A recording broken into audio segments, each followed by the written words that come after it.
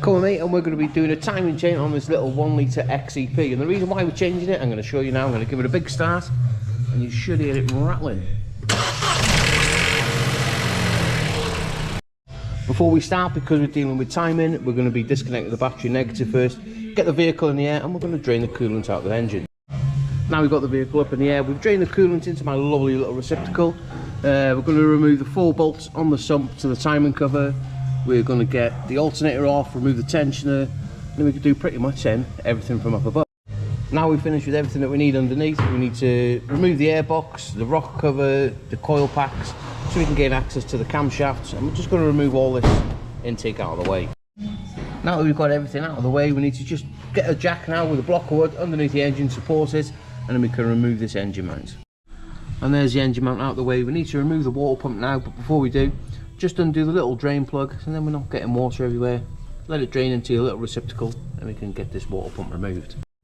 Now before we remove this timing cover, what we need to do is get the engine timed up. We've got the pin in the crank just down there.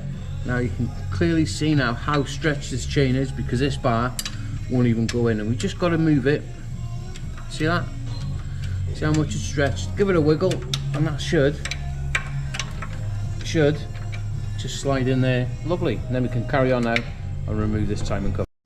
Now a little tip that I use when I'm removing this timing cover is, as you can see, out of an old headset that I've used many years ago, I have kept the gasket between the timing cover and the block, and what I do when I remove each bolt, because they're all different lengths, I put them in the holes, and in that way they're going back in the same place. Pretty much just like that. That's just a cool little tip, that, to be honest.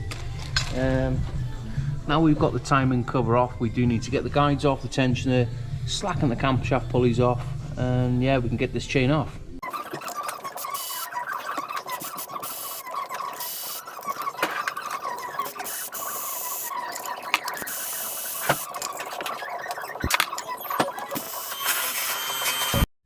And there we have it. Now we've got everything stripped down. I'm just going to give all these surfaces now a nice bit of a cleaner rooney with some 3M Scotch pad, and we're going to be replacing the whole kit with an FAI kit.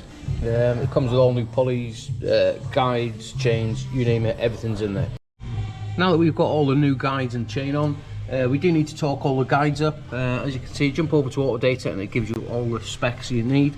We're not going to pull the tensioner yet, and we need to leave these camshafts slack until that timing cover's on, and I'll show you why in a minute. Now before we put the timing cover on, what I'm going to do is literally just pull that gasket forward a little bit and just put a little bit of sealant just behind it, so as it squashes up we're not getting any leaks. Now that we've got the timing cover back on, we have put the setting tool for the camshaft pickup ring. All we need to do now is just pull the pin out, get the tension back on the chain, and then we can torque these camshafts up. I've removed all the timing pins out of the engine now, and the locking pin out of the crankshaft pulleys on. I've spun it over twice and all our marks are lined up perfect. I'm going to be putting a brand new water pump back on with it. I'm not going to bore you rebuilding it, I'm just going to get it built back up. And there we go, that is the car all built back together. I've put some fresh antifreeze in it, the oil level's okay. All we need to do now is get on the key and give it a big start.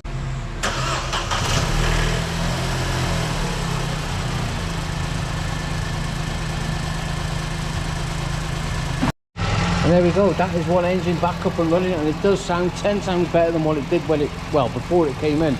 Anyway, I'm going to put all my tools away, let the car get up to temperature, make sure the fans are cutting in, check the coolant level, possibly take it down the road for a bit of a test drive, and we're going to get it sent.